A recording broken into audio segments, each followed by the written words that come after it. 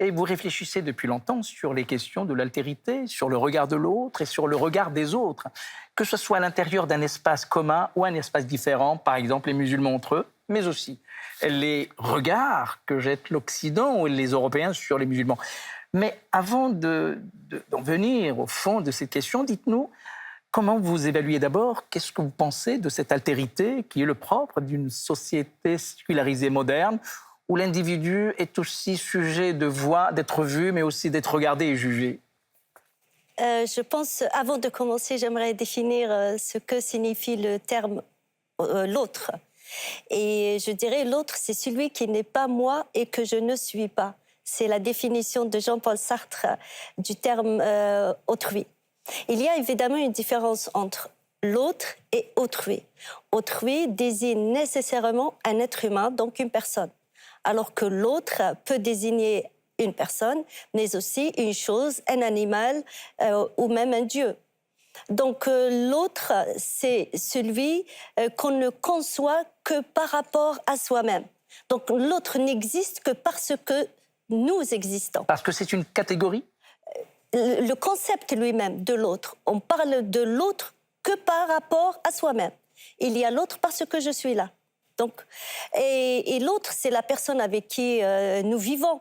Donc l'autre fait partie de notre vie. C'est lui qui nous accueille quand nous arrivons dans ce monde.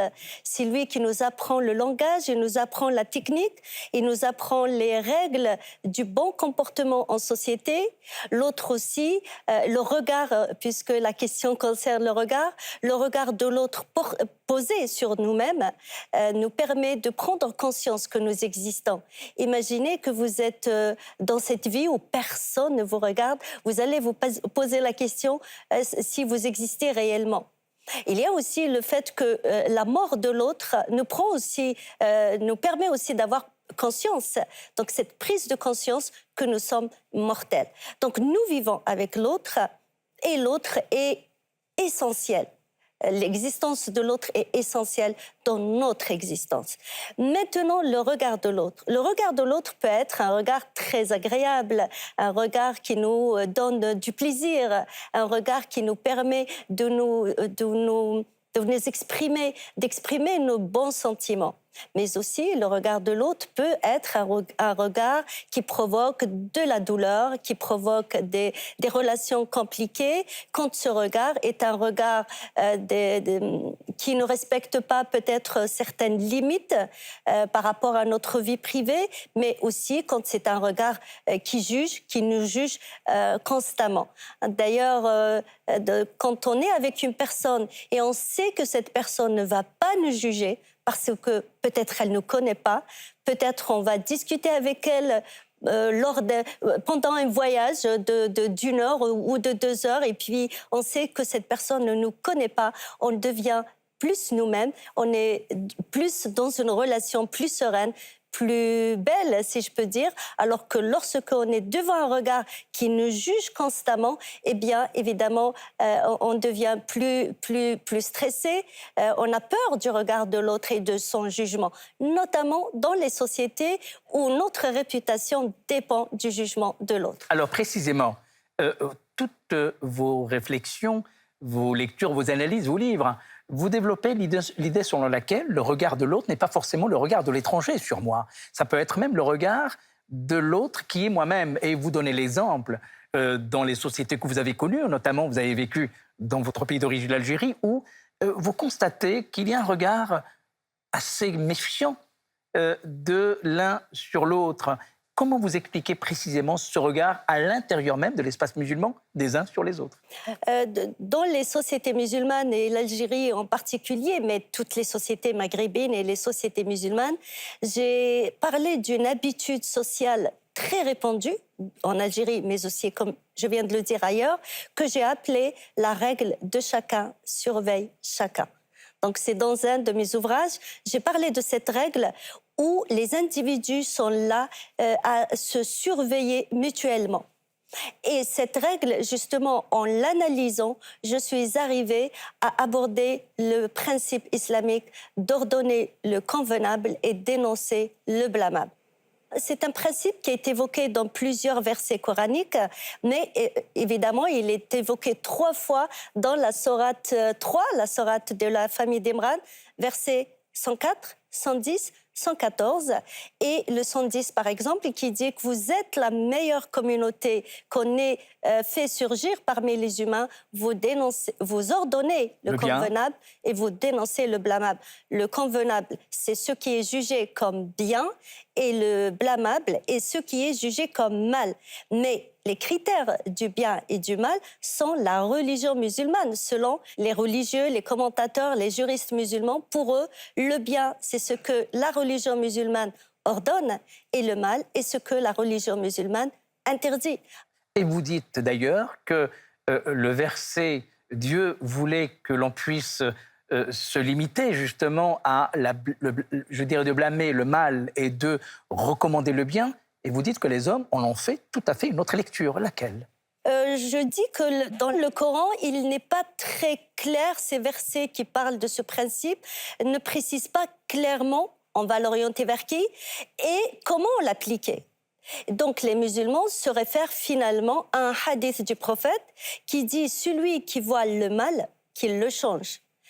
Avec sa main, s'il ne peut pas, avec sa langue, s'il ne peut pas, avec son cœur, et c'est le degré le plus faible de la foi. » Car les versets coraniques, si je reviens au verset que je viens de citer, quand il dit « Vous êtes la meilleure communauté et vous dénoncez, vous ordonnez le bien et vous dénoncez le mal ». Personnellement, je me dis, la meilleure communauté est une communauté où le mal n'existe pas. Donc ce principe n'a pas lieu d'exister dans une communauté qui est la meilleure des communautés. Et la question que je me pose, est-ce que cette règle d'ordonner le bien et dénoncer le mal est orientée vers les musulmans? Dans ce cas, ils ne sont pas la meilleure communauté, étant donné qu'il y a ceux qui commettent le mal. Ou est-ce que ce principe est orienté vers les non-musulmans? Là aussi, ça me pose problème, car les non-musulmans ne sont pas obligés de suivre les règles de l'islam. Donc, dans les deux cas, au fait, ce verset n'est pas très clair comment pratiquer ce principe. C'est pour cela que les musulmans se réfèrent plutôt au hadith. Par contre, le hadith est beaucoup plus clair, car il dit « celui qui voit le mal ». Et voir, le verbe voir, renvoie à l'œil. Et l'œil nous projette vers le monde extérieur, donc vers l'autre. Je vous vois, vous. Donc, on voit l'autre. Et il dit aux musulmans comment l'appliquer avec la main, intervenir avec la main, s'il ne peut pas avec la langue, donc la parole, s'il ne peut pas avec le cœur. Et là, on voit que le musulman, non seulement il surveille l'autre pour voir s'il a commis le mal ou pas, il le juge, mais aussi il intervient. Et c'est là que le problème se pose. Pourquoi je dis que le problème se pose? Car les commentateurs, les juristes n'ont pas tracé de limite de la pratique de ce principe, le champ de la pratique de ce principe. C'est un principe qu'ils rappellent constamment. Il suffit d'écouter un discours religieux pour qu'ils disent « les musulmans, vous ordonnez le bien et vous dénoncez le blâmable ».